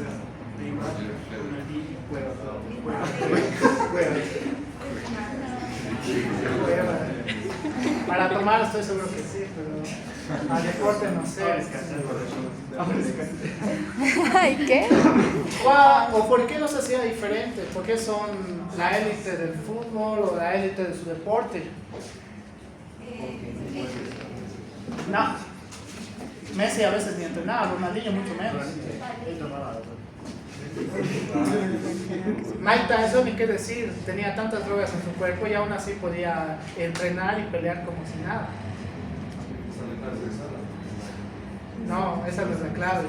Sino que hay personas en las cuales desde el nacimiento, desde un aspecto genético, tienen un don, ¿ya? En la cual la sinapsis de la parte sensitiva hacia la parte motora es tan rápida y es tan intensa. Por ejemplo, Messi puede hacer movimientos de las cuales a todos acá nos puede dejar en el piso, CR7 igual, o Michael Jordan igual, o Mike Tyson puede darnos 5 golpes antes de que tengan conciencia en qué parte de su cuerpo los ha golpeado, y eso es debido a la sinapsis tan peculiar que tienen estas personas. a pesar de que en algunos ejemplos son totalmente irresponsables con su cuerpo, aún así siguen siendo élite. ¿Por qué? Porque tienen un factor que incluso en medicina del deporte le dicen es como un don en el nacimiento, que hace que la parte sensitiva y el pensamiento, es decir, que la parte cognitiva, pueda hacer cambios tan específicos y tan importantes que destacan frente a los demás. Es decir, algunos nacen para ser estrellas, eso sí es verdad, por si acaso. Algunos nacen para ser estrellas y algunos nacen estrellados. Como Cueva, por ejemplo. Entonces, tener una relación y tener la capacidad para poder hacer lo que otras personas no pueden hacer. O sea, ustedes podrían ser, no sé, inserte su deporte favorito, el Messi de su deporte favorito. En teoría sí podrían, pero tendrían que mantener una vida, una disciplina constante a tal punto que podrían llegar a aproximarse a lo que esa persona puede hacer. Por ejemplo, Messi no es que entrena a la gran maravilla, por si acaso, entrena lo suficiente y aún así pues sigue dentro de los mejores en la historia del fútbol, igual que CR7. Claro, y a pesar de eso, igual su rival de toda la vida, igual ha podido ganar en aspectos que de repente él quisiera, ¿ya? Es decir, una persona que prácticamente tiene un don, pues puede destacar mucho más que otra persona que se está esforzando. Lastimosamente sí es verdad, pero una persona que tiene un don y desperdicia todo ese don, pues puede ganarle una persona que sí se está esforzando. Uno de los ejemplos más claros es Neymar Jr. Neymar Jr. tiene don innato, pero nunca ha podido destacar. ¿Por qué? Porque le gusta la fiesta, las mujeres, el exceso, y siempre ha tenido lesiones debido a eso. Entonces nunca ha podido llegar a su máximo ápice. Así que depende de ustedes. Haces una investigación de medicina del deporte que está muy interesante dentro de las competencias, sobre todo relacionado con halterofilia. También se ve que algunos sí nacen con don. Por ejemplo, en la última investigación que hemos visto, según, no sé si algunos lo ubicarán porque es muy específico, según siempre tiene una categoría muy peculiar, o sea, podría ser considerado el Messi de lo que él hace, ¿ya? ¿Por qué? Porque se ha visto que hay personas que hacen exactamente lo mismo que él y no pueden llegar a los mismos resultados que esa persona, ¿ya? Entonces también entra dentro de esa categoría. Hay personas que están nacidas para brillar, ¿ya? Y no es malo por si acaso, para que no se sientan mal. Entonces, vamos a tener una vía que se llama Córtico espinal. Piramidal. Piramidal. Ya, vía corticoespinal o Piramidal. bien, o la vía piramidal, ya, la vía piramidal o corticoespinal. Entonces, para poder hacer todas estas acciones es importante recordar que vamos a tener los fascículos córtico-espinal lateral y los fascículos córtico-espinal ventral, que estos van a ir en ascenso hasta llegar a la zona cortical, en los cuales vamos a ver que va a haber un punto, sobre todo en el brazo posterior de la cápsula interna, que van a empezar a distribuirse hacia diferentes partes de la corteza motora, ya sea la corteza motora primaria, la corteza premotora y la corteza motora suplementaria, ¿ya? Entonces, toda esta vía va a ser importante porque puede ser que no tengamos una lesión a nivel de la corteza, sino que tengamos una lesión en la vía piramidal, ¿ya? Y entonces a partir de esto tengamos dificultad para poder hacer otras acciones, pero todo se encuentra íntegro en la parte cortical, ¿ya? Eso es lo importante de la vía piramidal, que si bien esto va a tener fibras mucho más rápidas como tal, aunque hay en algunas zonas que tienen fibras tipo C, pues es importante poder recordar cómo funciona la vía piramidal, ¿ya? ¿Pregunta?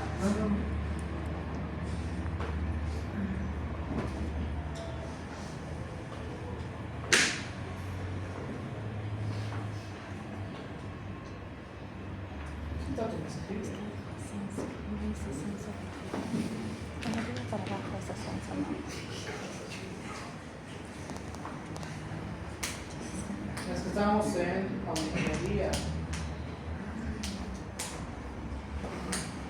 Yo ya dije que el 103 es el peor de los 4.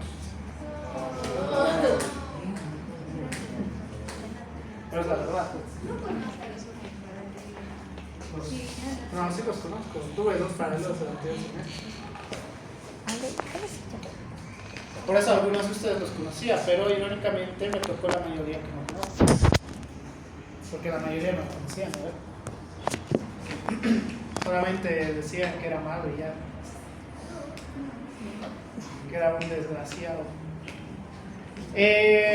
¿Cómo funciona el estímulo y cómo podríamos tener una regulación del estímulo? Porque a diferencia de la parte sensitiva, necesitamos una regulación del estímulo. ¿A qué nos vamos a referir con regulación del estímulo? Una activación y No tanto así. Regulación del estímulo. Que no sea tan fuerte como para sobreexcitar a las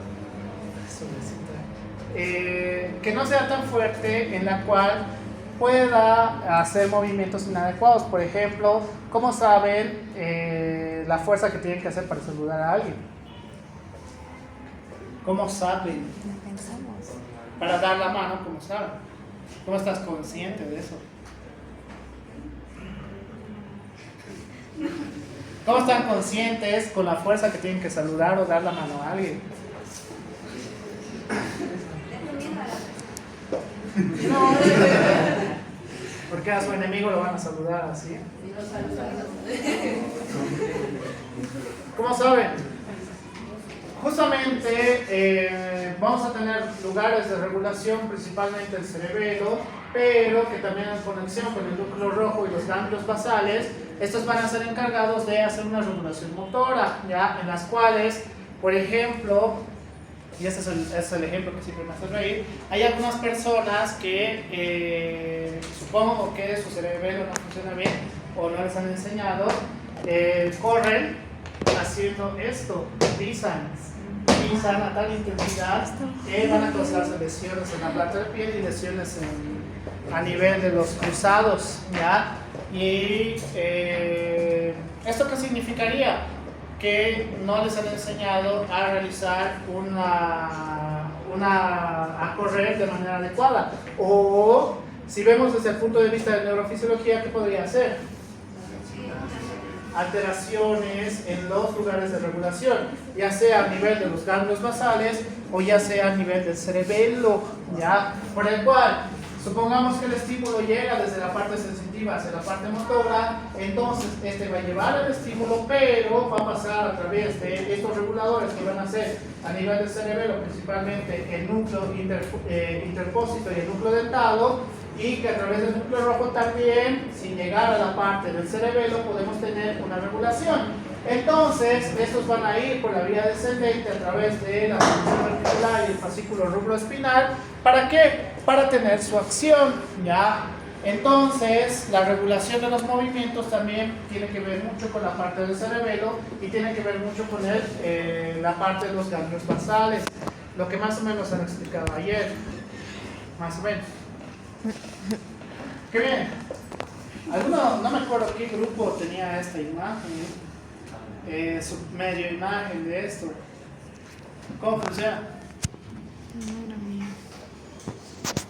¿Cómo funciona?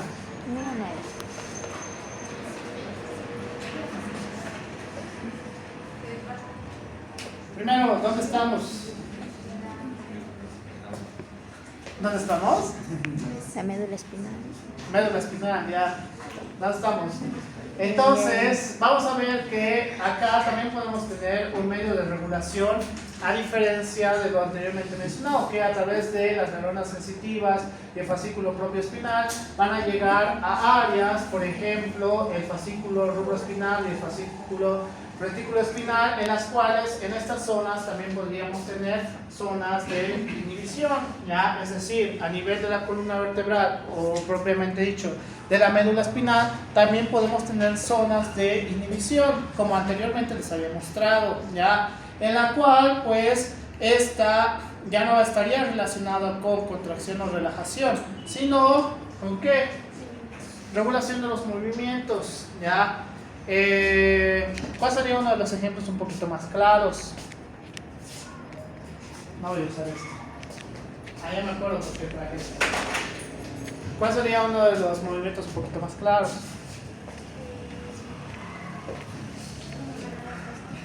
¿Qué? Marco, atento. Bien. ¿Cómo sabía él la distancia que tiene que hacer para agarrar? ¿Cómo lo lanza? Calcular. Es decir, esto también te va a ayudar a llevar el movimiento hacia adelante o hacia atrás lo suficiente para que puedas agarrarlo, ¿ya? Que irónicamente en algunas personas no está y no tienen ningún tipo de lesión cerebral o lesión de la médula o ningún tipo de lesión a nivel de la parte neurofisiológica, sino ¿cuál sería el problema? Que irónicamente ahora es peor.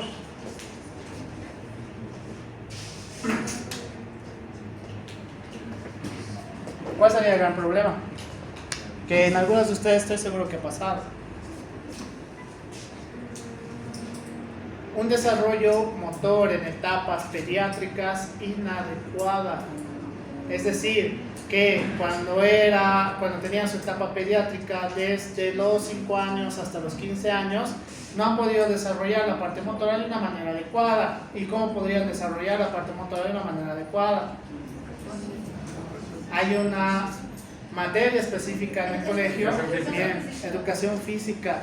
La educación física no solo es el momento del fútbol, por si acaso, ¿ya? Como están acostumbrados la gran mayoría, sino que esta debería desarrollar sus capacidades motoras. El fútbol te va a ayudar a desarrollar tus capacidades de los miembros inferiores principalmente y para correr, pero la parte del tórax y la parte de las extremidades superiores no lo van a poder desarrollar de una manera adecuada. Entonces, por eso algunos de ustedes que siempre llevaban alguna excusa para no hacer el deporte en cuestión, no tienen un buen desarrollo motor, ¿ya? ¿Por qué? Porque nunca han hecho ninguna actividad motora que se exija. Y ahora es peor, ¿por qué?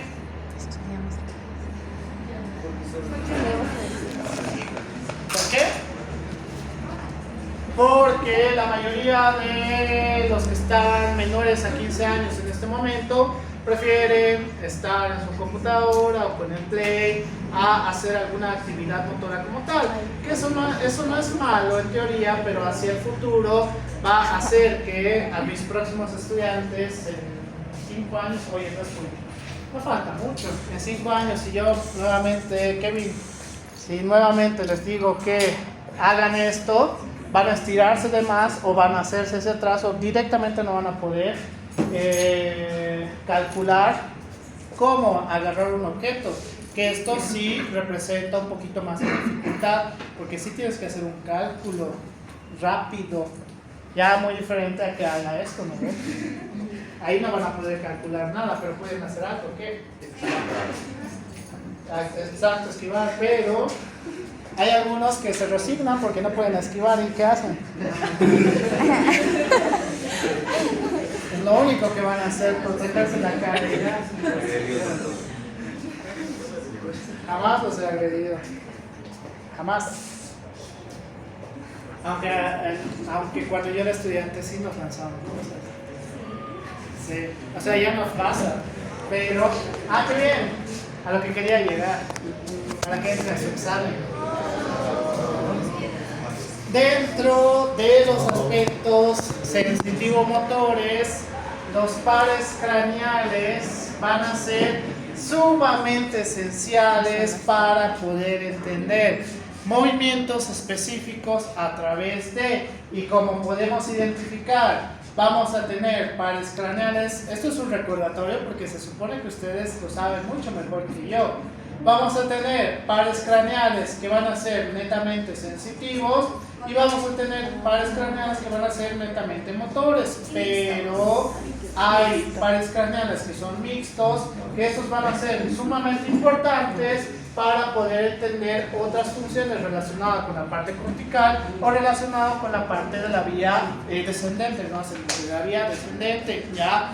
Entonces, dentro de su examen, también voy a incluir los pares craneales. No, tienen que saber sus funciones, sensitiva y motora.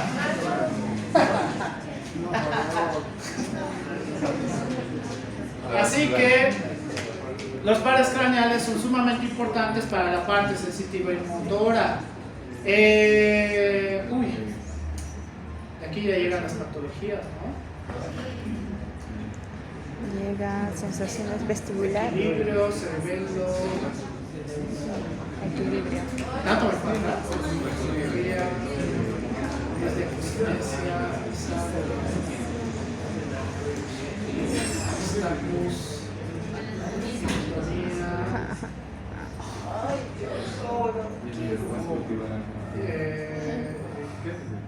hemibalismo, Corea, Parkinson, agnosia, Ya fuimos. Ajá. síndrome del abandono del lado y síndrome del abandono en su fase terminal. Estudiemos. Me falta ver, mientras voy avanzando. Ya acabó.